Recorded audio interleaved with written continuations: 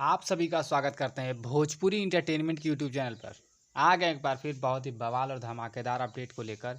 जो अपडेट है भैया भोजपुरी के trending star hit machine Khesari Lal Yadav भैया जी का बहुत ही बेहतरीन बहुत ही लाजवाब गाने, जैसा कि आप सभी लोग स्क्रीन पर देख पा रहे होंगे, जिस गाने का नाम है टिकुलिया मारे जान। इस गाने के भैया पोस्टर को रिलीज़ कर दिया गया है आज सुबह 6 बजे। तो जैसा कि आप सभी लोग स्क्रीन पर देख पा रहे हैं, इस गाने को भैया गाया है खेसारी लाल यादव जी ने और उनका साथ दिया है शिल्पी राज जी ने। वहीं पर इस गाने में भैया फीचरिंग करते नजर आ जाएंगी रानी जी। और इस गाने को भैया 2 सितंबर को सुबह 6:30 बजे रिलीज़ किया जाएगा, यानी कि कल अनंता म्यूज़िक वर्ल्ड के ऑफिशियल यूट्यूब चैनल पर। वहीं पर इस गाने के भैया गाने की बात की जाए तो इस गाने को लिखा है टुनटुन यादव जी ने और इस गाने में भैया म्यूज़िक दिया है आर्या शर्मा जी ने।